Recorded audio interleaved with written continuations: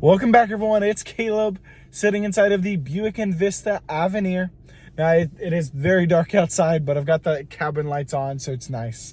I'm going to be showing you how to use your climate controls inside of your Envista Avenir.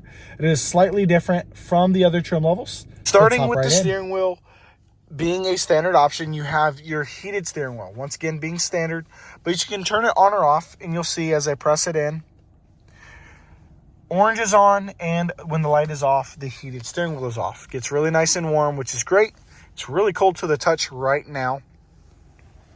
But moving over to your main climate controls, over here you have auto, which will turn the fan speed up or down depending on your interior temperature. So if I raise it up, which you can raise it down as well, or lower it I should say, you push up or down on this little key, little button here.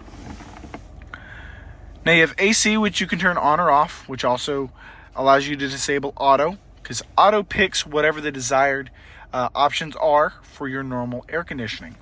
On or off turns the AC off. Easy climate allows you to pick it on the screen. So you can touch any one of the buttons, turning it on the screen, changing your direction, circulation, AC, auto, turning on or off, or changing the temperature. Now, if we compare this to the Encore GX Avenir, which I've also made a video on, you have dual climate control in that, but because the Envista is a price-focused model, you don't have dual climate control, keeping out that as an expensive option, according to General Motors anyway. Now you have your heated steering wheel, or heated seat, I should say.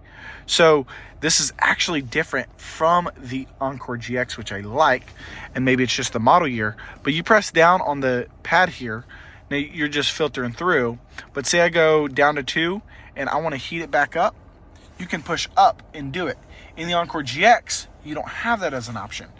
Regardless of which way you press it on the Encore GX, it turns it down. Now you have your fan speed, which you can push up or down, and you'll see it on the screen. And then you have your heated seat for the passenger as well. So we push that and it changes. Then you have your circulation, rear max defrost, front max defrost as well. I like to have auto, and because this is only single zone, you don't have to worry about a sync, which is actually a nicer way to have it, so you don't have your passenger messing up your interior temperature. Other than that, I hope you all have a great day. Hopefully this was helpful. Other than that, I'll see y'all in the next one.